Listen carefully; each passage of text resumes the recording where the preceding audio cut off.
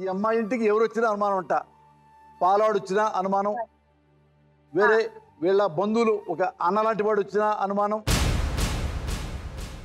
ఇవన్నీ కాకుండా above all కన్న కూతురు మీద చెయ్యేసి లైంగిక దాడికి పాల్పడ్డాడు. సార్ ఇప్పుడు 90% ఆఫ్ సెక్షువల్ హరాస్మెంట్ ఆడపిల్లల మీద ఎవరు చేస్తున్నారు అంటే ఓన్లీ ఫ్యామిలీ మెంబర్స్ అని అంటున్నారు.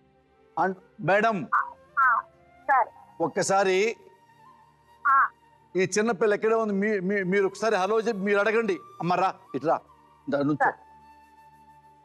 అమ్మా హలో, పెద్ద లాయర్ గారు మాట్లాడతారు, విను. నమస్కారం పెట్టు. అమ్మా నమస్కారం. అమ్మ నువ్వు నిన్ను ముట్టుకున్నప్పుడు నువ్వు ఎందుకు అమ్మకు చెప్పిన వెంటనే నువ్వు చెప్పిన వెంటనే రియాక్ట్ కాకపోతే బయట వాళ్ళకి చెప్పాలి అని ఎందుకు అనుకోలేదమ్మా? మమ్మీ నేను చెప్పిన తర్వాత స్టేషన్ కి తీసుకెళ్ళింది.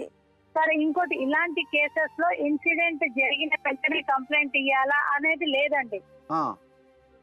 సో ఎప్పుడైనా కూడా ఆ అమ్మాయి కనీసం మన దృష్టికి వచ్చింది, తను ఆ ప్రయత్నం కూడా చేసింది ఆ అమ్మాయి కూడా. అవును మేడం.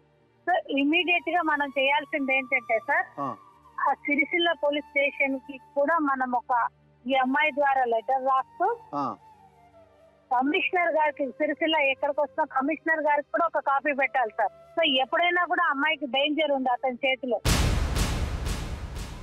సో అందుకని ఇమీడియట్ గా సార్ మనం ఒక కంప్లైంట్ రాస్తూ women and child welfare department కి కూడా మనం ఒకటి రాయాలి సార్. మేడం రాస్తే వాళ్ళు ఏం చేస్తారంటే ఇమీడియట్ గా ఆయనని ఈ అవుట్రేజ్ మోడల్స్ దాని కింద బుక్ చేసేస్తారు.